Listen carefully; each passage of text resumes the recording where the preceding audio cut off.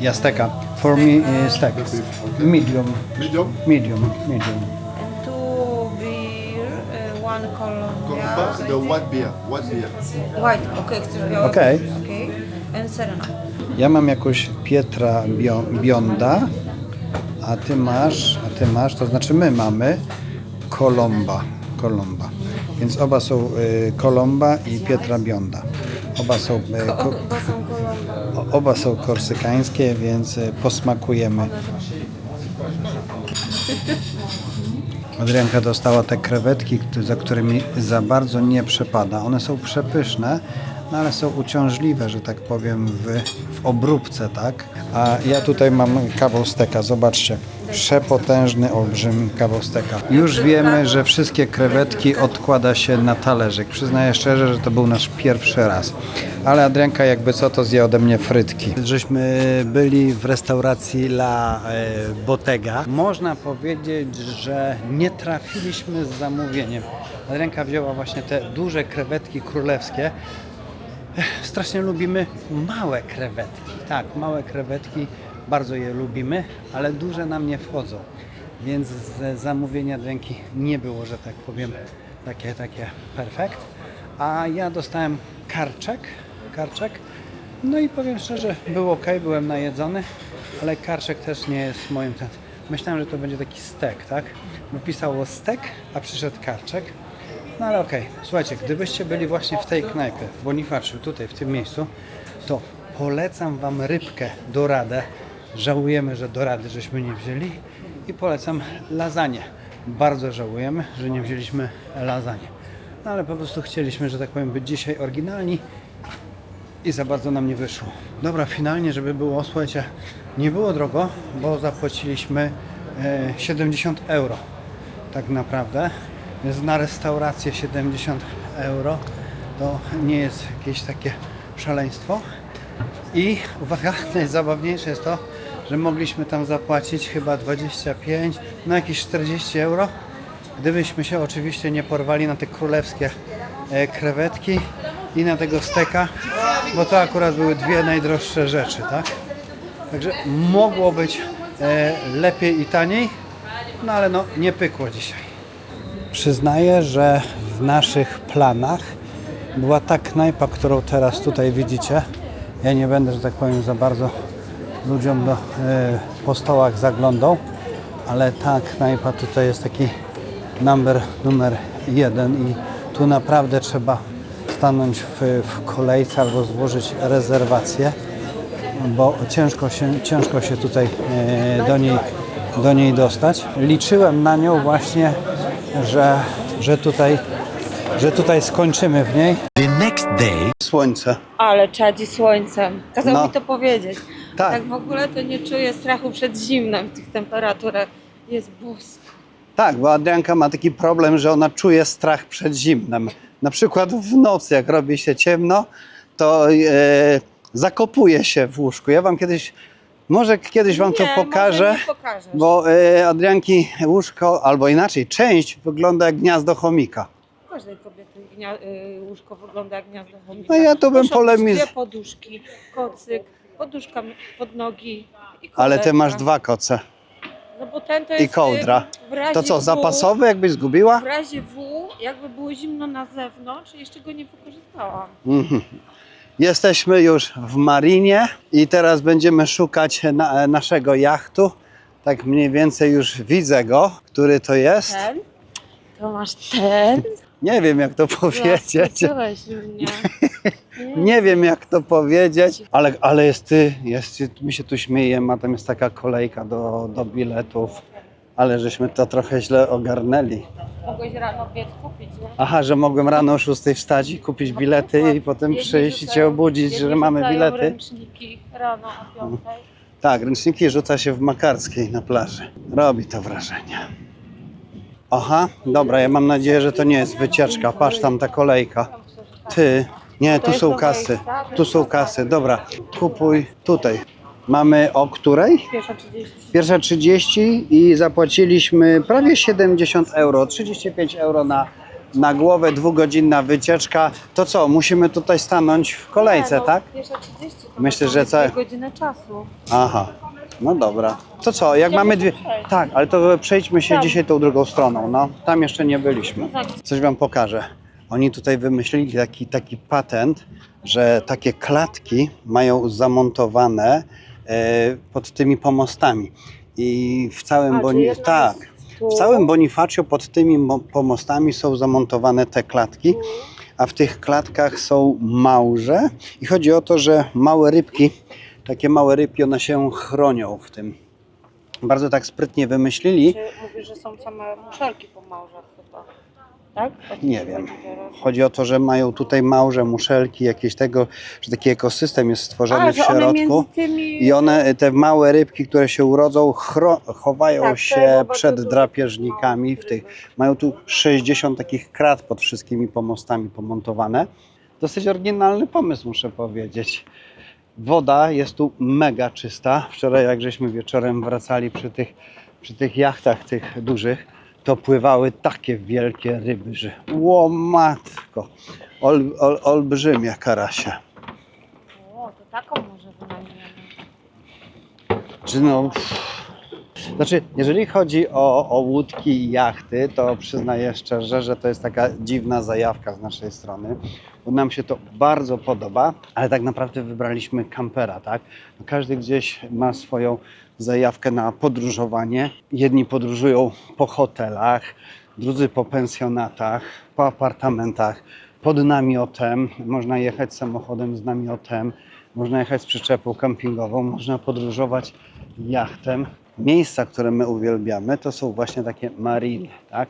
To jest takie miasteczko, jak tutaj widzicie, z taką mariną i my uwielbiamy takie miejsce, jeśli chodzi o to, ale kamperem, właśnie nie łódką, nie jachtem, a kamperem. A jeżeli chodzi o, tu są, można zobaczyć wynajęcia, zobaczcie, 3000 euro, taki speedboat 3500 euro. Co tu mamy? 3500 euro. 2200 taka motorowa. To Super. jest za dzień. Tak, za dzień. O, te kraty, te duże są montowane tutaj pod spodem. Nie będzie ich widać, nie ma szans. Ale każdy taki pomost ma te zamontowane kraty. Nie wiem, czy te dwa jachty się zderzą, ale raczej się nie zderzą. Przejdą obok siebie na grubość lakieru. Te, co tu się teraz mijają, o, w tym momencie. Udało im się, ale ja mam do Was pytanie. Słuchajcie, ten duży statek wypływa. I teraz ja Wam, kto się na tym zna? On ma dwie kotwice, jak widzicie, w wodzie wrąbane. One są w wodzie cały czas. I teraz on płynie do przodu, mając te dwie kotwice w wodzie. Nie mam pojęcia, o co chodzi. Nie kumam w ogóle tej całej sytuacji. I teraz tak, teraz widzę, że te łańcuchy się podnoszą. No dobra, to wydedukowałem, wymyśliłem w tym momencie na wzdłuż tego kanału, czyli on jak cofał, to je rozkładał, a teraz zwija i on płynie tak jak po nitce do kłębka. No bo tylko tak sobie to mogę wytłumaczyć, że te łańcuchy są w wodzie cały czas, jak widzicie te od kotwicy, a on cały czas do przodu się posuwa, tak? I w momencie jak je zwija, to płynie do przodu. Wynikałoby z tego, że te łańcuchy po prostu, on jak tyłem wczoraj wpływał, to rozwijał ten motek i one leżą tu na całym dnie. No to teraz pytanie, jak długie mają te łańcuchy? Ale mam mądrego faceta. Nie, bardzo cicho to mówisz, powiedz głośniej. Nie wszyscy słyszą. Powiedz to Gdzie masz głośniej. ten mikrofon? Tu. Ale mam mądrego faceta. Zaimponiłeś Dobra, mi. mam to nagrane. No proszę, można podepchać pontonem statek? Można. Adrianka mi podpowiada, katamaran, tak, ma rację, to jest katamaran. Ja to po prostu nie wszystko wiem, jak się nazywa, no ale człowiek nie jest od wszystkiego. Ogólnie to On jest zmywam. też dzisiaj mocno grzeczny. To znaczy, że dzisiaj jest ten dzień, na który człowiek na coś liczy. Cały dzień będę musiał być Kara grzeczny. już minęła? Tam chłopaki pytali. Tak, oczywiście, chłopaki, Sam kara mi sobie minęła. odpuściłeś? Dałem sobie rozgrzeszenie Tak dlatego dzisiaj jestem grzeczny.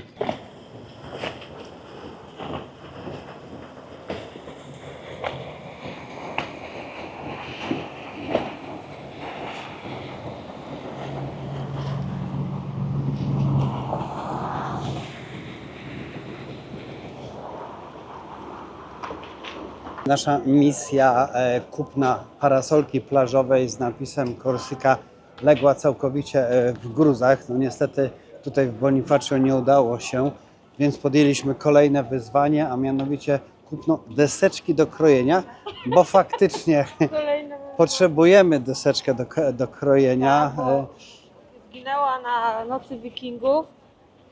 Na nocy Becia mi pożyczyła. Tak. Na nocy, tak jak Adrianka mówi, na Nocy Wikingów zginęła nam deseczka, nie wiemy co się z nią stało. Jezu, czy ktoś widział? Czy ktoś widział ktoś naszą wie, deseczkę? Co się stało z naszą Ale deską z Becia Ikei? z Bielski Karawaning pożyczyła nam deseczkę, no niestety Nie, będziemy miałam musieli... tylko nie tobie. A, no tobie, dobrze, tobie, to nie nam, to Nie, masz to nie rację. nam. Ja I idę teraz sobie- no, trzeba ją znaleźć, szukać. Na razie propozycje, które żeśmy widzieli, są mocno poza naszym budżetem, bo 30 euro za deseczkę do krojenia to trochę dużo. Widzę, że kwota się nie liczy, tylko ona była taka mała. Ej, ale tak mówiłem? Tak mówię. Ja tak mówiłem, że kwota się nie liczy? To nie są deseczki do krojenia. A To naszą, jest różowa, nie? naszą Ładna. misją jest deseczka do krojenia, przypominam. Niech cię nic nie rozprasza. Wczoraj cię wszystko rozproszyło i paraszolki żeśmy nie znaleźli. Mamy taką fajną propozycję. Już jest bardzo fajna propozycja. Nawet nam się bardzo podoba. Wymiarowo nam pasuje. Wymiarowo jest idealna. Teraz akcept cena? Nie, no cena 16. Ej, 16 pasuje. To jest bardzo dobra cena. Bardzo dobra cena. No muszę przyznać, że misja kupna deseczki zakończyła się bardzo szybkim sukcesem. W tym momencie nie będziemy jej kupować. Adrianka, tu oni jeszcze mają parasole. Ale mają te... Te paskudne, dobra. Że? No, English Ocean. Zaczynamy nasz rejsik. Rejsik będzie trwał 2 godziny. Jak będzie coś ciekawego, takie migaweczki Wam powiemy, a na samym końcu, że tak powiem, powiemy, czy to jest warte tych 70 euro za 2 osoby. No dobra, wystartowaliśmy, mamy teraz wypłynięcie z portu. Podziwiamy port od strony wody. Adrianka robi selfie, czyli to jest moment na selfie. Mesdames et messieurs, bonjour à tous. Soyez les bienvenus Możecie à nie rozumieć Bonifacio, tego ainsi qu'à bord du języka, de la Marine. ja też go nie Est-ce que będę ça va, mesdames et tłumaczył, bo messieurs? go nie rozumiem. Bien. Alors là, nous allons partir pour environ 2 heures de balade. Nous allons découvrir les principaux éléments et sites touristiques de Bonifacio. Et notre visite va commencer par la remontée du goulet de Bonifacio. Donc ce goulet qui mesure 1000 marins, 1000 marins vaut à 1852 mètres.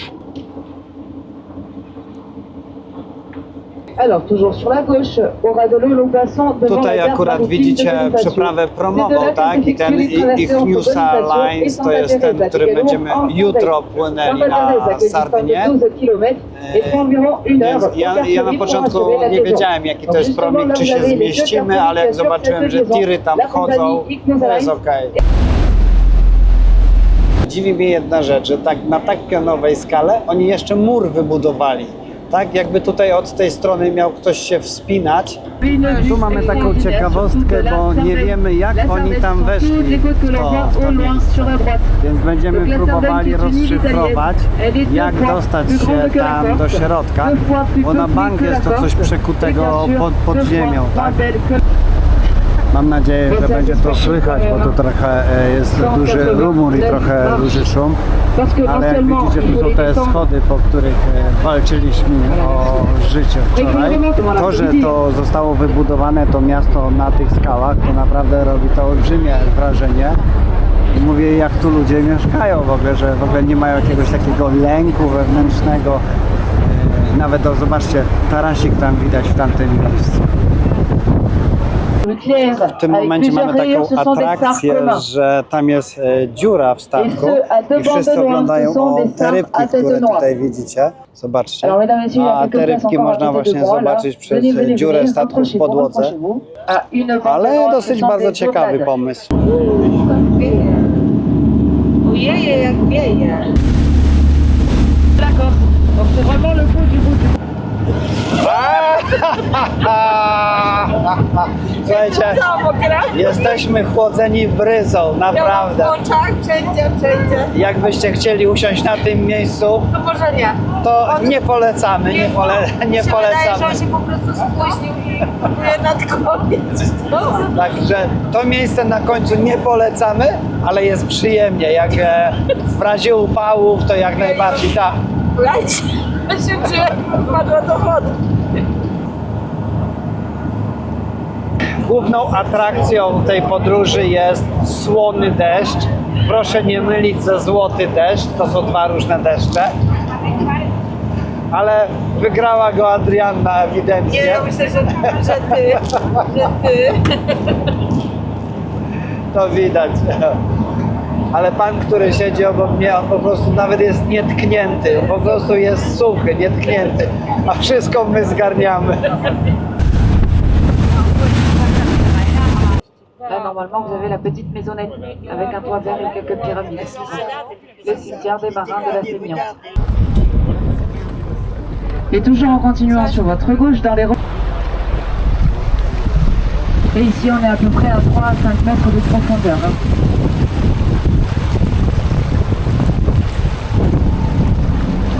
Alors, quelqu'un? Alphonse Daudet? Oui, oui. Ah ça... Bon, allez, on va pas faire Enfin, c'est du sable calcaire. Et cette plage est accessible en...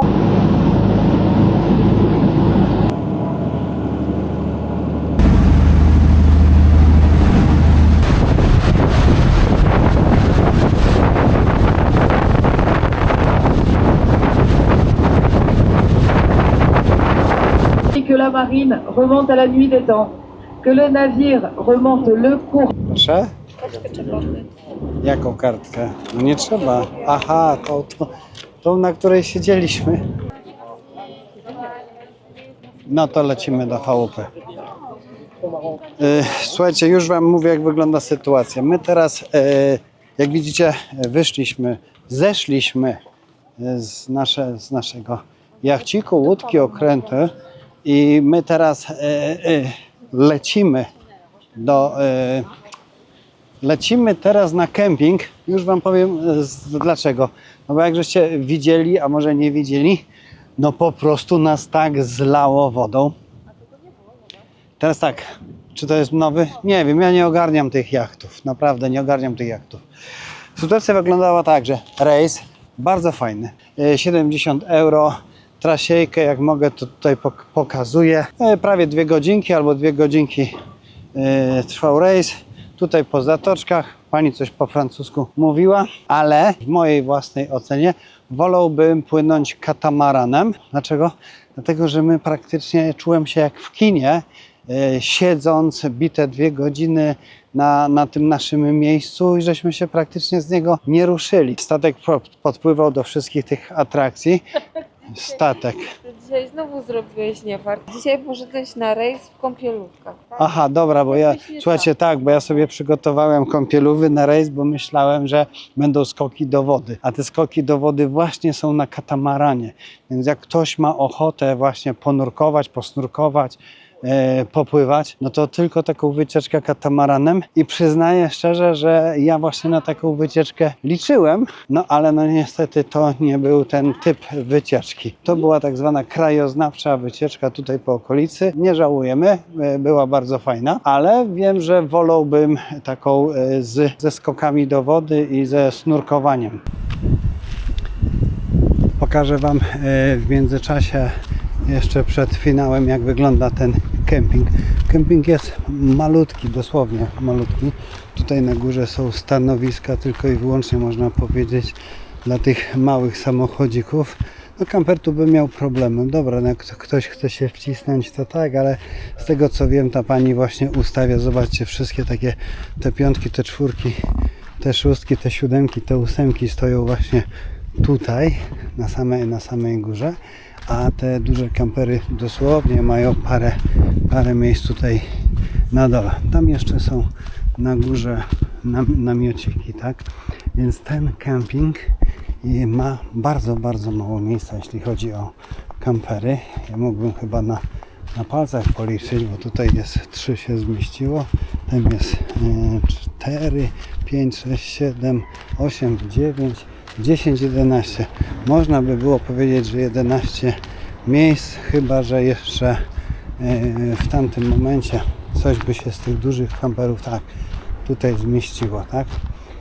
Więc powiedzmy tak, minus tego kempingu jest taki, że jest tu mało miejsca, jeśli chodzi o kampery, ale plus jest taki, że praktycznie mieszkamy w samym Bonifacio, dosłownie w centrum Bonifacio.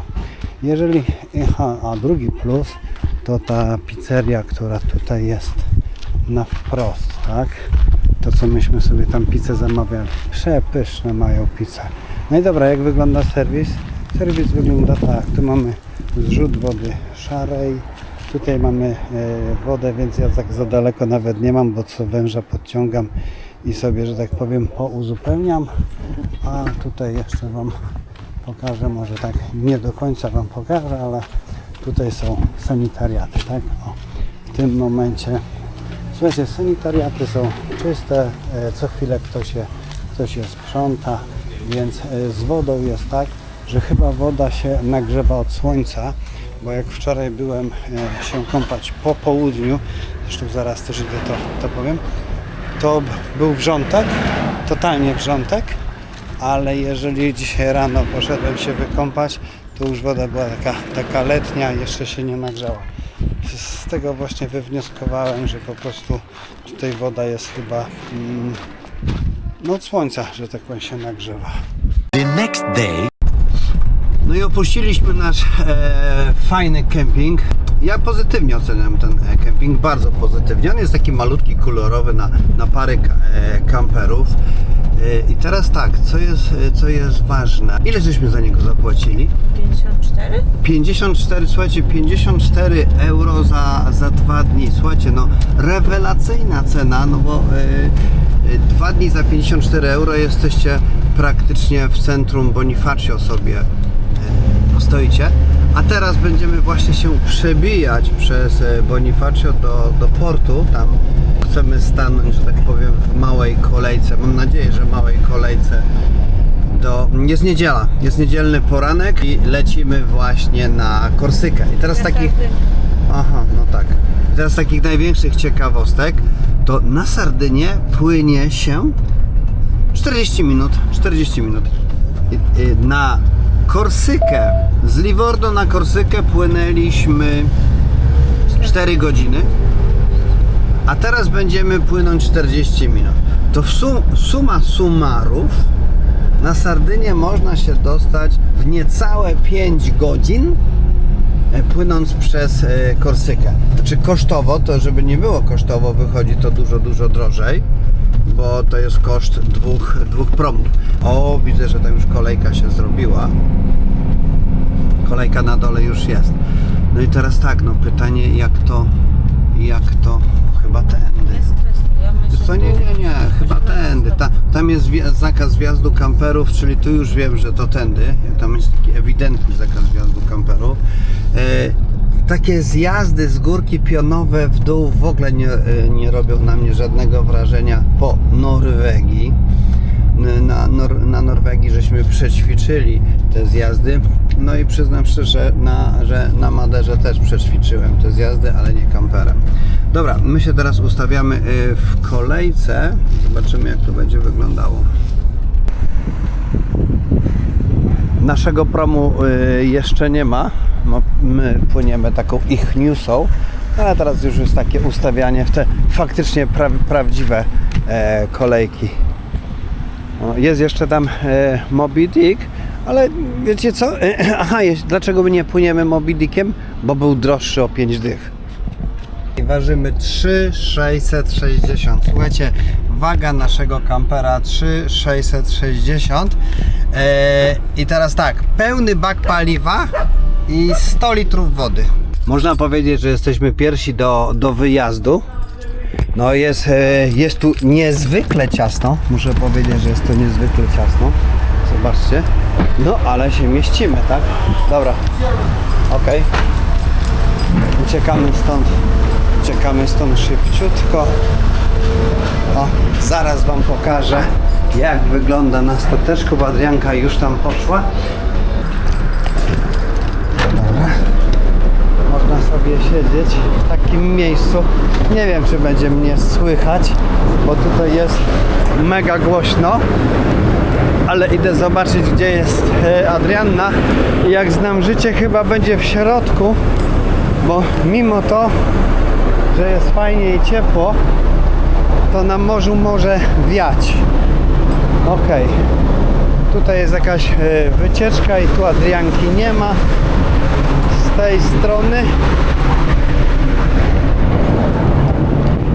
tej strony łeb urywa, więc na bank będziemy w środku. Nikt tu do mnie nie macha, więc nie ma jej tu.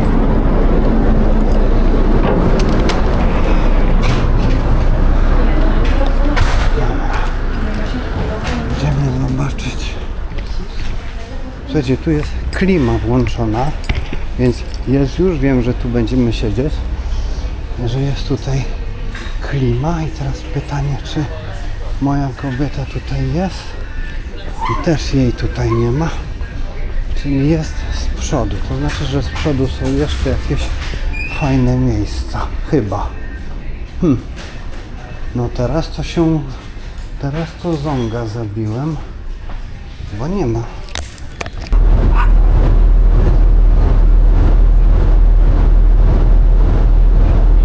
A tutaj zresztą my byliśmy w Santa Teresa, no to może akurat tutaj pokażę ten film z Santa Teresa. A teraz tutaj pływamy do porciku i od razu jedziemy na zakupy.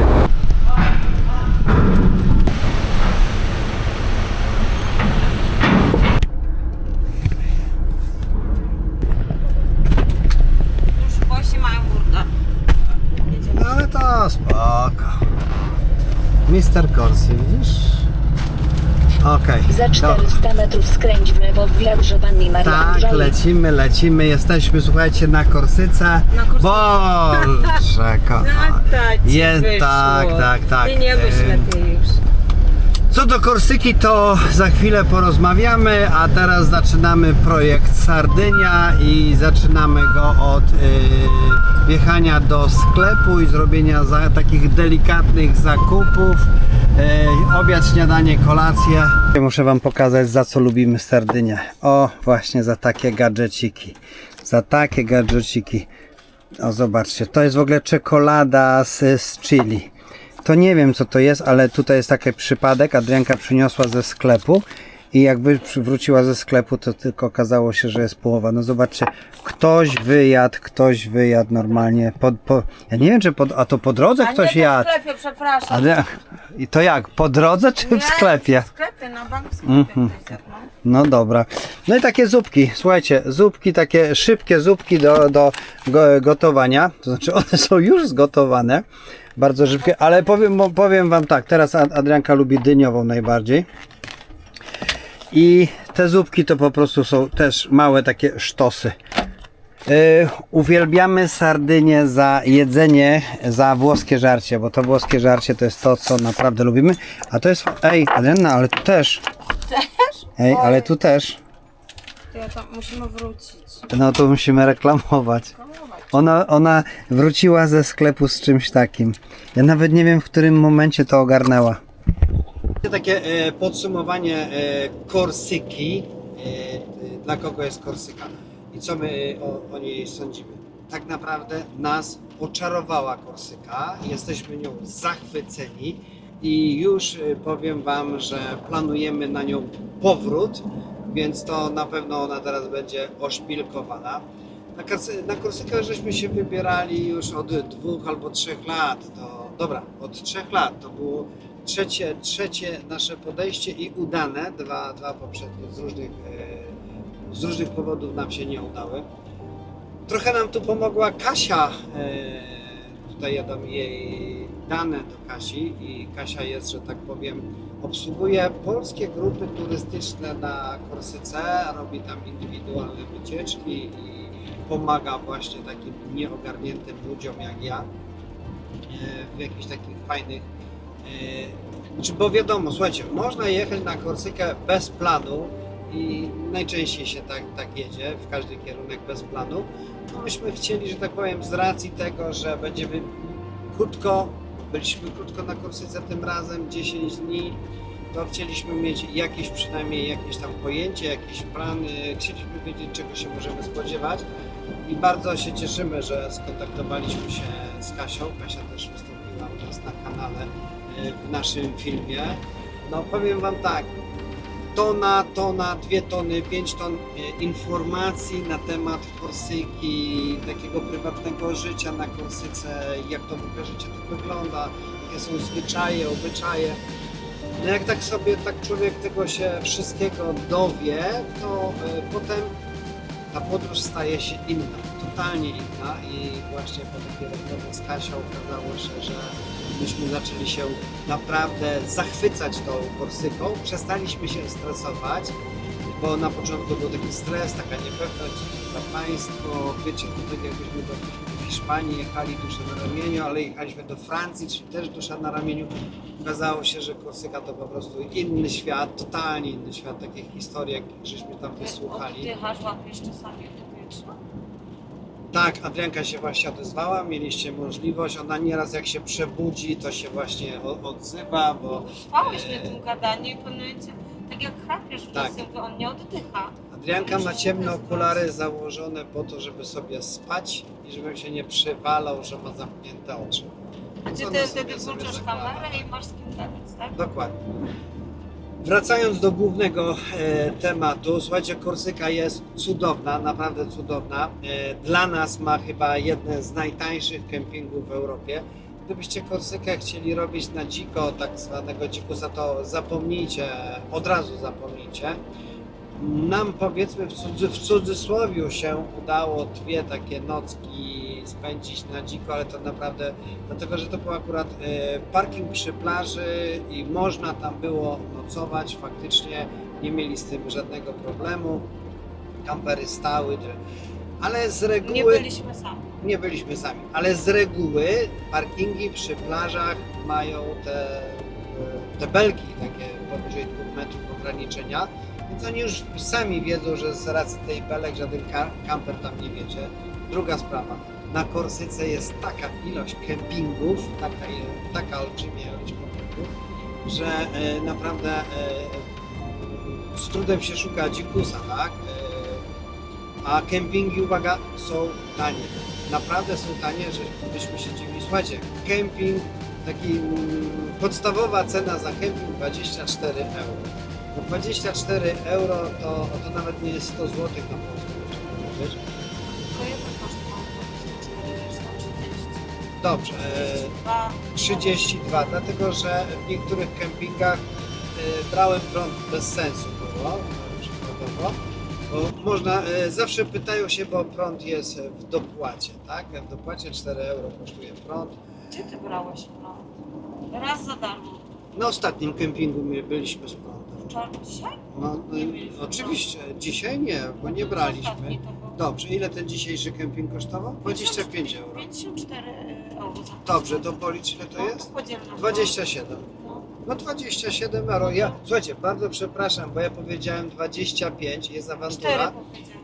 24, jest awantura, Nie, bo no miał chodzi kosztować o to- 27. Chodzi o to, że I w mogłem większości tak. płaciliśmy 30-32 euro. I wprowadziłem I tak was- nie jest mega dużo, tylko chodzi o to, że są różne ceny, ale Dobra, powiedz...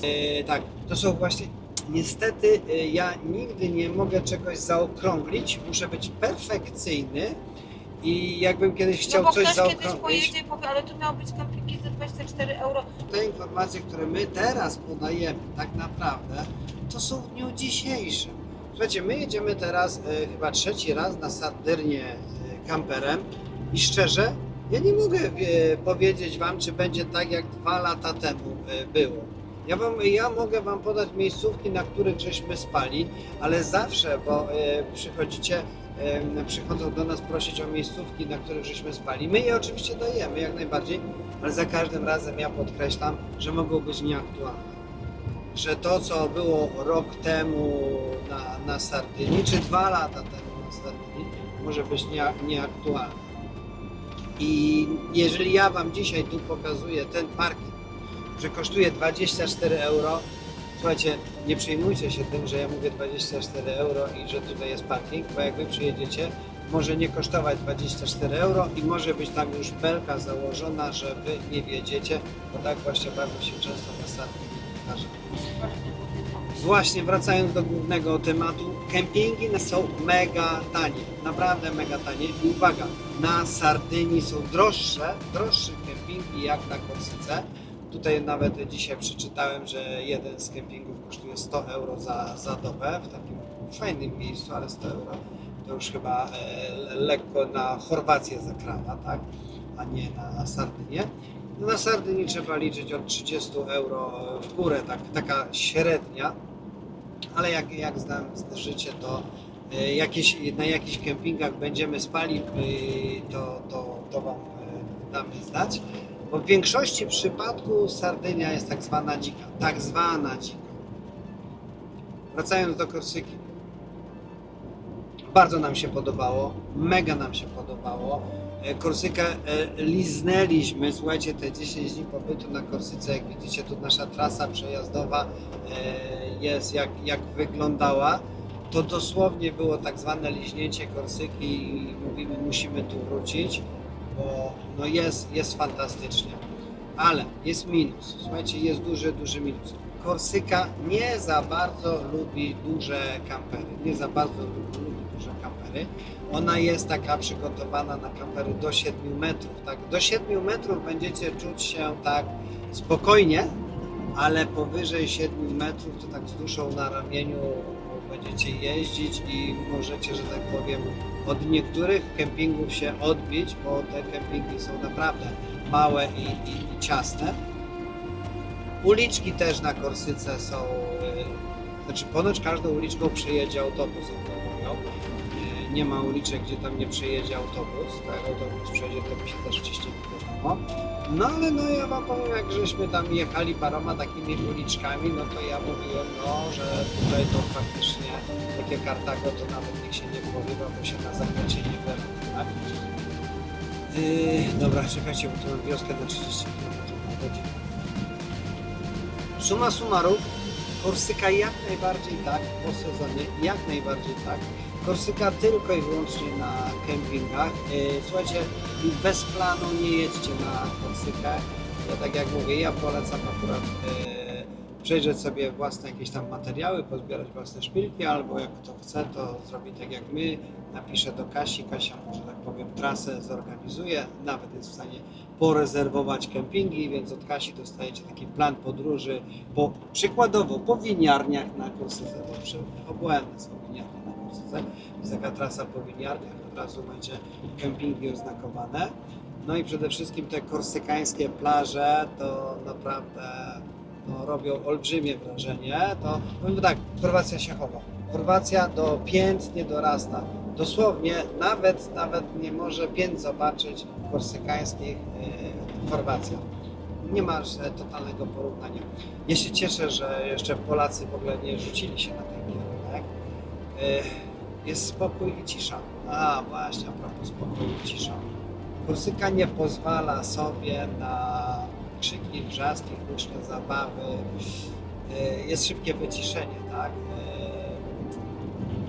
Korsyka ma takie własne prawo.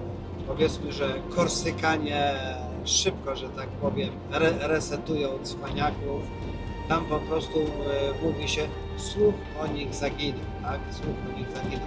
A nie daj Boże, ktoś by coś tam ukradł na Korsyce. Kamper spalony.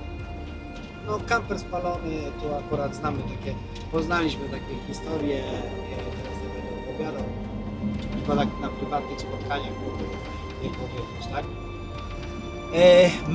Mega bezpiecznie, jeśli chodzi o Korsykę i my już nie możemy się doczekać, kiedy tam wrócimy. Dokładnie wiem, kiedy wrócimy. We wrześniu za rok na bank. I to będzie coś takiego. Założenie jest takie, miesiąc Korsyka, miesiąc Sardynia. No ale zobaczymy, jak to będzie. No i tam już parę osób się do nas zapisało na tą Korsykę, więc będziemy jechali taką ekipą, można powiedzieć. No ale dobra, ale o tym trochę więcej później. Wszyscy znają ekipę, która tu przyjechała. Zobaczcie, gościnnie teraz będzie występowała Ksymenka i Łukaniu. Ja tu ich podpiszę. Wy ich tak znacie, tak? No ale jeszcze jest Izabelka. Izabelki nie znacie. Izabelkę poznacie, bo my będziemy razem teraz podróżować.